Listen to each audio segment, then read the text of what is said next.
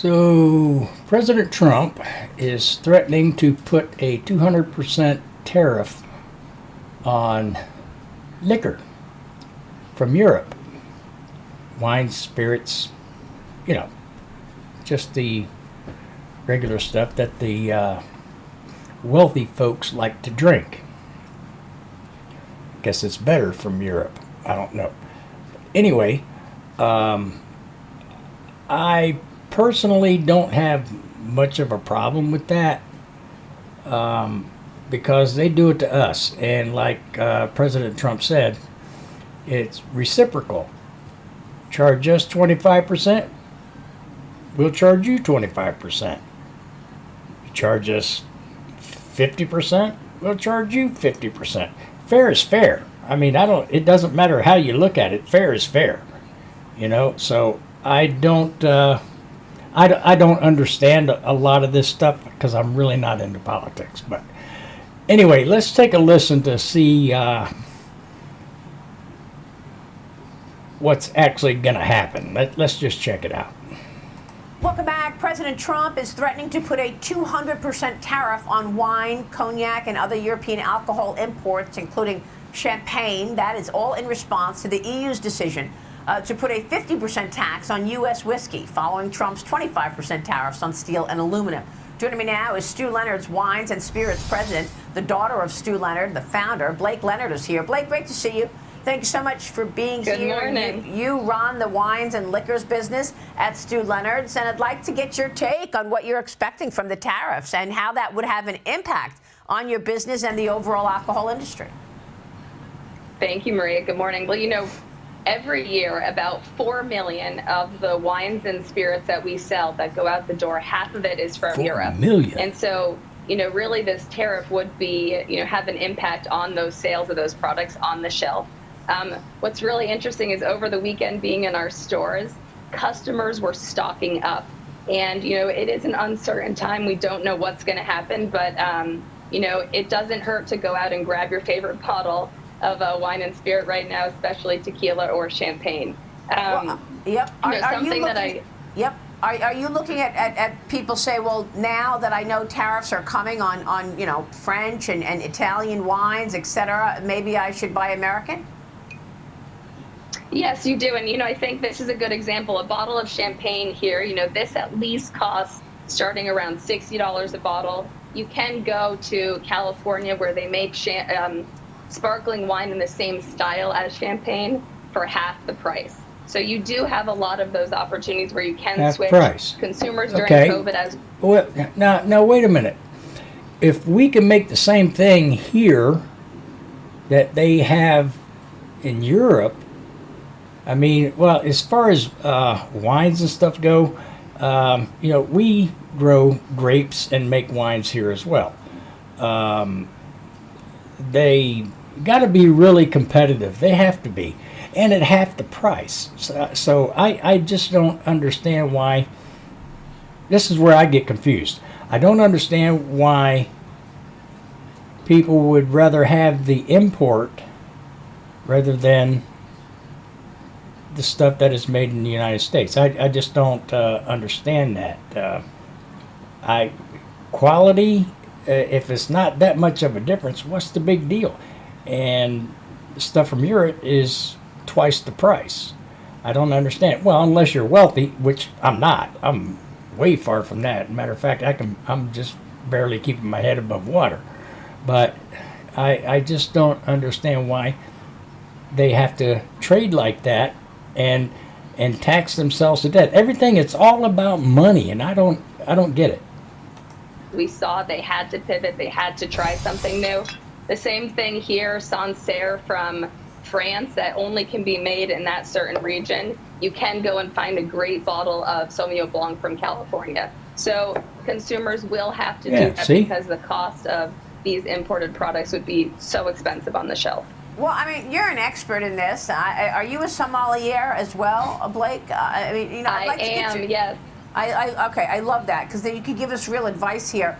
I mean, is it that much different? I mean, if you're telling me that champagne from France versus a champagne or a Champagne. sparkling wine from America is half the price. Is the French one that much Yes. better? Well, it all comes down to where it's made. And so that does get into a little bit of a debate. But what I will say is that there are so many champagne houses in France who also make wine in California because they believe that it has a very similar quality to the wine, the way it's made. But I don't think the average consumer would necessarily know the difference. On the other hand, you have tequila, which legally can only be made in Mexico there. So this would be a little bit harder of a switching. Wait a minute.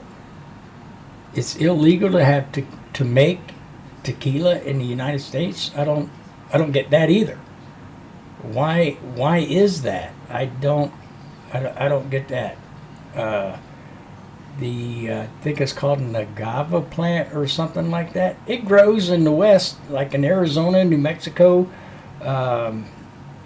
It grows out there. Why can't we use that and us make tequila? It's illegal to make tequila in the United States? Doesn't sound right. But what I do think is that overall, our suppliers, talking to them every day right now, is that they've stocked up. They've been planning for this. They really anticipated this coming. So they've stocked their warehouses with as much wine and spirits as they can right now to hold us over for about 6 months. Very interesting. Okay, so tequila can only be made in Mexico, and there's nothing like that you would say is an equivalent that you could buy in America. There are some agave spirits that are popping up, but right now, this is one that would be a challenge because they've been making it for centuries this way, and and there's really not an equivalent. And what do you think is the added cost of a tariff on something like a tequila? Is it just 25%? Because that's the tariffs, 25%? Yes, but this producer here, Casa Dragones, for example, a small, really nice tequila maker. She's the first female tequila master in Mexico, and she had to, as a small business, go and make the investment here in the U.S. to bring this product in. So I don't know. I definitely think it's on the shelf where you'll see it, but it will definitely, have an impact on our importers along, and as well everyone along the supply chain. And let's talk about that supply chain, because are there other indirect costs? I mean, how do these tariffs affect other industries, like talking about leisure, hospitality? When you've got higher priced alcohol from Europe, do you just make an assumption that cost is going to be passed on somewhere along the leisure and hospitality It's passed supply on chain? to us, the consumer. Well, it really, a wine, in order to get into the U.S., it has to be imported, and then it has to get distributed, so it touches another set of hands, and then it comes to the retail and to the restaurants as well. So it really does get, passed along really ultimately to the consumer. But, for us, we don't want to do that. We're a family business, and we've been, my great-grandfather was a milkman 100 years ago. And so we really look at this the long term, is that we don't want to pass the cost off to our customers, but we also can't absorb it forever. I love it. And I love the nature of your business, family business. People want to support family business, and you've actually taken this, and you and your father have grown this business to such an extent. So congratulations, that's wonderful. But look, there are a lot of vineyards in, for example, eastern Long Island. I mean, there are a lot of vineyards in California. And, there are other alternatives to European alcohol. Yes. Yeah, there are beautiful wines. Roman Roth, who's the winemaker out of Wolford, makes beautiful wines. I just got back from France. There's actually a lot of French winemakers who are investing up in the Finger Lakes region. So this could be a great opportunity to really start promoting more of those products from here in the U.S. Where do you see overall, Maria? I was just going to say that we're used to riding these waves. Being Stu Leonard's, being a selling fresh product primarily, is even just what you've seen with eggs and the cost that we're used to riding these waves here. So we'll have to do the same with tariffs. Are people looking for ways to prepare for tariffs coming at them? You said some people are stocking up. Stocking up on what? Stocking up on their European liquor before the tariffs hit, or stacking up on American brands so that they're paying lower prices? What are people doing? Well, I think I really, for what we saw, was it was just their favorite European products that they were stocking up on. The good news is I don't think we would see that happening for U.S. made products here in the U.S. I don't think prices would increase there. So I do think overall, if you have that favorite bottle of champagne or, a great Italian blend that you love, it doesn't hurt to go out and buy it now. All right. Well, we will be watching that. Cheers to you, Blake. Great to talk with you. Thank you so much. Thank you, Maria. All right, Appreciate it. Have a great day. And to you, Blake Leonard. Is that Stu Leonard's this morning? Yeah, okay. So, now there's going to be panic buying on liquor or alcohol, wines and whatnot. There's going to go panic buying because they're scared of this. And guess what? That 200% tariff, it's not going to happen. That won't happen. They're going to cave, just like everyone else does. They're just going to cave. They're not going to let that happen. There will be a compromise somewhere, guaranteed. So, but anyway, but they are tariff-IED, so to speak. And that's just the way it is. All right, I'm out.